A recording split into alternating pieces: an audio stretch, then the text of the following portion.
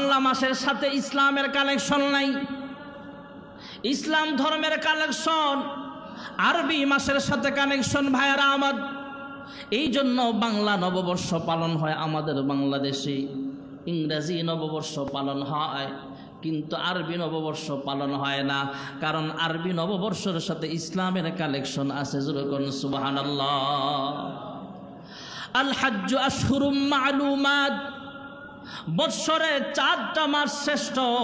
একটা মাস হলো হজের মাস, আরেকটা মাস হলো ভাইয়েরা আমার রমজান মাস, আরেকটা মাস বর্তমানে চলতেছে, এটার নাম হলো মুহররম মাস।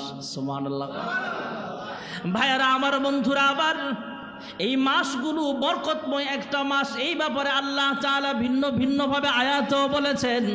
রাসূল আকরাম সাল্লাল্লাহু আলাইহি ওয়াসাল্লাম হাদিস শরীফেও বলেছেন 4টা মাস, এই 4 মাসের ভিতরে আরবের লোকেরা যুদ্ধে লিপ্ত হতো না, ঝগড়া বিবাদ করতো না, মারামারি করতো না। একটা হলো হজের মাস, হজের মাসের ব্যাপারেও আল্লাহ কোরআনে আয়াত নাজিল করেছেন।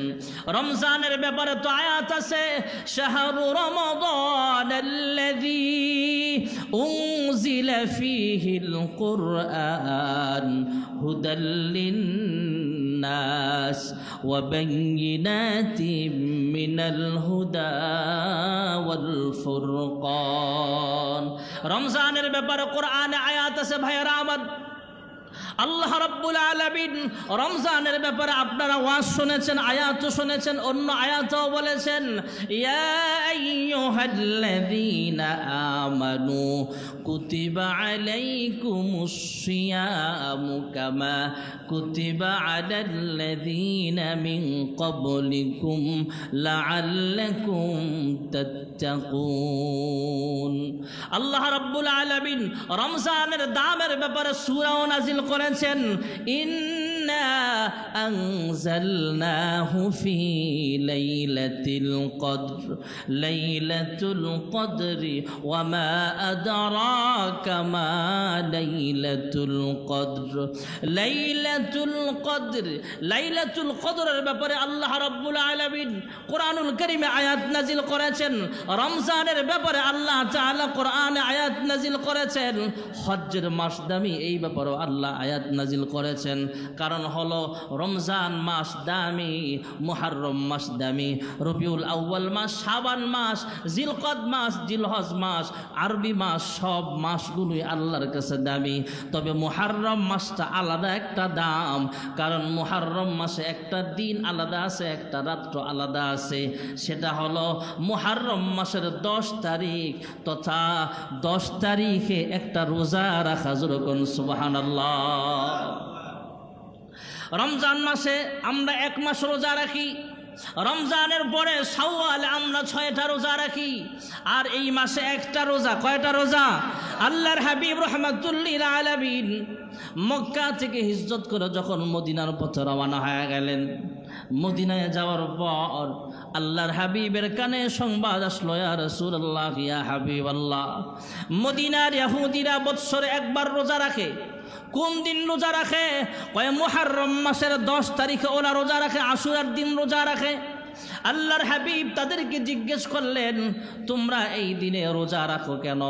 ইহুদিরা জবাব দিলেন, ওগো আল্লাহর হাবিব, আমরা রোজা রাখার কারণ হলো মুহররমের 10 তারিখে অনেক ঘটনা ঘটে গেছে।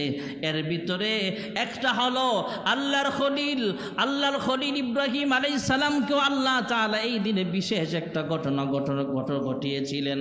আর ইহুদিরা জানাইলেন, আল্লাহর কালিম তথা মুসা কালিমুল্লাহ আলাইহিস সালাতু ওয়াস সালাম ফেরাউনের কবল থেকে 10 দিন আশুরা তথা মুহররমের 10 তারিখে আল্লাহ তাআলা ফেরাউনের কবল থেকে হেফাজত করেছেন। নদী পার করায়া মুসা আলাইহিস সালামকে এই দিনে হেফাজত করেছিলেন।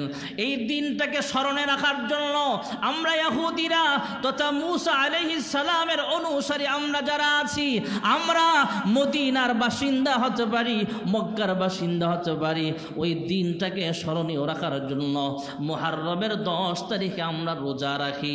আল্লাহর হাবিব সাহাবায়ে কেরামদেরকে বললেন, হ্যাঁ সাহাবায়ে কেরাম, মুসা আলাইহিস সালাম আমার ভাই, মুসা পয়গম্বর একজন নবী, আমিও একজন নবী। মুসা পয়গম্বরকে আল্লাহ রাব্বুল আলামিন হেফাজত করেছেন ফেরাউনের কবল থেকে। এই দিনে এই শুকরিয়া আদায় স্বরূপ যদি ইহুদিরা রোজা রাখতে পারে, আমরাও আগামী বছর থেকে রোজা রাখবো। তবে তাদের সাথে মিলায় না, তোমরা 9-10 দুইটা রোজা রাখবা, অথবা 10-11 দুইটা রোজা রাখবা। আল্লাহর হাবিব তিরমিজি শরীফের হাদিসেও আল্লাহর হাবিব বলেন, কেউ যদি মুহররমের 2টা রোজা রাখে, মুহররমের 10 তারিখে রোজা রাখে, এই রোজার বরকতে মহান আল্লাহ রাব্বুল আলামিন পিছনের 1 বছরের গুনাহ আল্লাহ তাকে মাফ করে দিবে।